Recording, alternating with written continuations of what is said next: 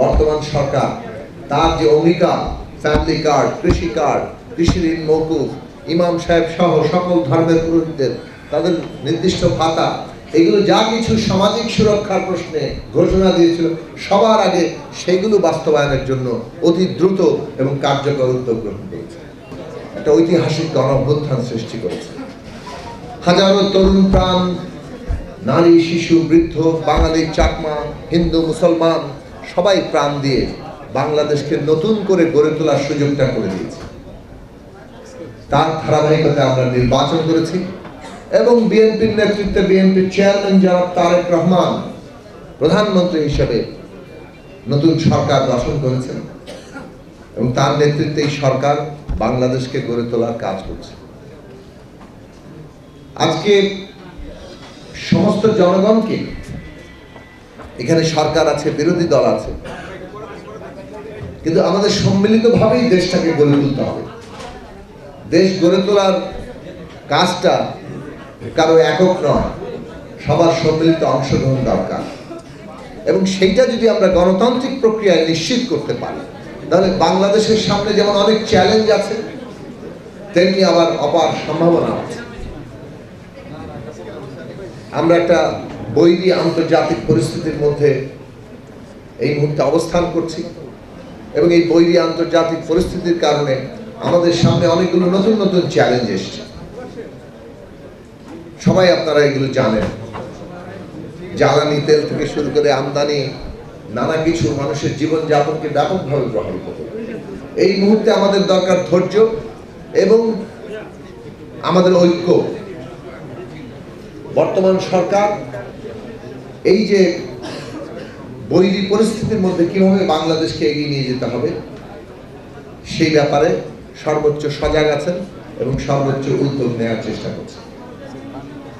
একই সাথে আমরা আমাদের দীর্ঘদিনের এই যে প্রতিষ্ঠানগুলোকে ধ্বংস করে দেওয়া হচ্ছে, আমাদের এখানে ব্যাংক ব্যবস্থাপনা পুরোপুরি বিপর্যস্ত করে দেওয়া হচ্ছে, অর্থনীতিকে একটা খাদের কিনারে নিয়ে যাওয়া হয়েছে। এই অবস্থা থেকে কিভাবে বাংলাদেশকে আবার আমরা একটা উন্নতির দিকে নিয়ে যাব, কিভাবে একটা বিকশিত অর্থনীতির দিকে নিয়ে যাব, কিভাবে ব্যাংক সহ পুরো আর্থিক ব্যবস্থার উপরে মানুষের আস্থা তৈরি হবে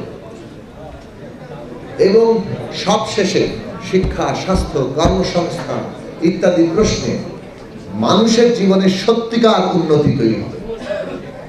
উন্নতি মানে কতগুলো রাস্তাঘাট আর স্থাপনা নয়, শেষ পর্যন্ত প্রত্যেকটি নাগরিকের জীবনের উন্নতি কি পরিবর্তন আনলো সেটাই হবে প্রধান বিচার্য। সেই জায়গা থেকে আপনারা লক্ষ্য করবেন বর্তমান সরকার তার যে অঙ্গীকার ফ্যামিলি কার্ড, কৃষি কার্ড, কৃষি ঋণ মওকুফ, ইমাম সাহেব সহ সকল ধর্মের পুরোহিতদের তাদের নির্দিষ্ট ভাতা, এগুলো যা কিছু সামাজিক সুরক্ষার প্রশ্নে ঘোষণা দিয়েছিল, সবার আগে সেগুলো বাস্তবায়নের জন্য অতি দ্রুত এবং কার্যকর উদ্যোগ গ্রহণ করেছে।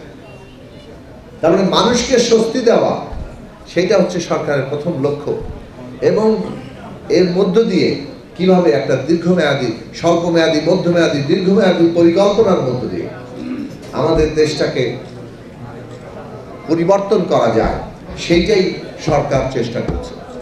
এবং নিঃসন্দেহে নারায়ণগঞ্জ বাংলাদেশের অর্থনীতির, আমাদের উৎপাদনশীল অর্থনীতির অন্যতম গুরুত্বপূর্ণ জায়গা এবং অত্যন্ত প্রাচীন একটা শহর। অর্থনৈতিকভাবে নারায়ণগঞ্জ কোনো নতুন গুরুত্বের জায়গা নয়, নারায়ণগঞ্জ সবসময় অর্থনৈতিক গুরুত্বপূর্ণ জায়গা ছিল। প্রাচ্যের ডান্ডি বলা হতো। সেই তুলনায় নারায়ণগঞ্জের যে পরিবর্তন হওয়া দরকার সেই পরিবর্তনগুলো হয়নি।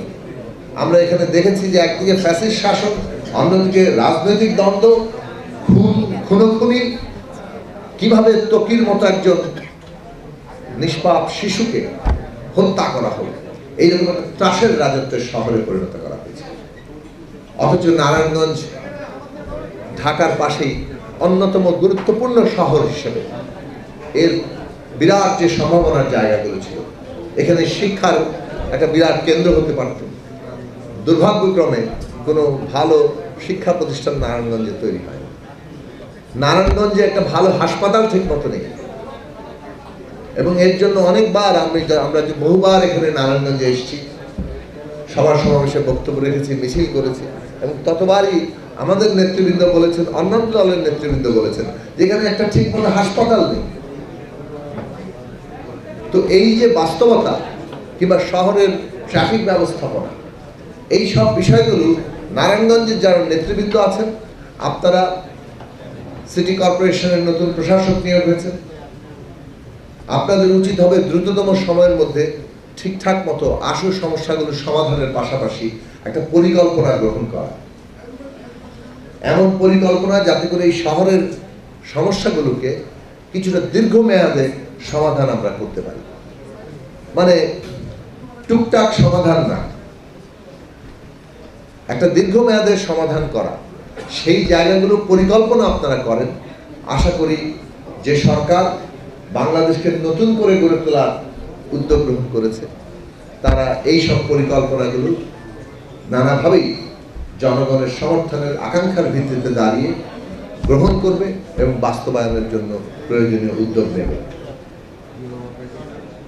আমরা বিশ্বাস রাখি যে ফ্যাসিবাদ বিরোধী লড়াইয়ের মধ্য দিয়ে বিদ্যমান রাষ্ট্র ব্যবস্থার গণতান্ত্রিক রূপান্তরের জন্য এই দেশের সংবিধানের যে ক্ষমতা কাঠামো, সেটা থেকে শুরু করে রাষ্ট্রের প্রতিষ্ঠান, আইন সবগুলো পরিবর্তন করার যে প্রক্রিয়া এবং সবশেষে দেশের আর্থসামাজিক ব্যবস্থাকে নতুন করে সজ্জিত করার যে পরিকল্পনা আমরা গ্রহণ করেছি, তার সাথে আমরা সেগুলো বাস্তবায়ন করতে পারবো জনগণকে সাথে নিয়ে, এবং ততক্ষণ পর্যন্ত এই লড়াইয়ে, এই কাজে, এই অগ্রযাত্রায় আমরা তার সাথে যুক্ত থাকতে পারবো।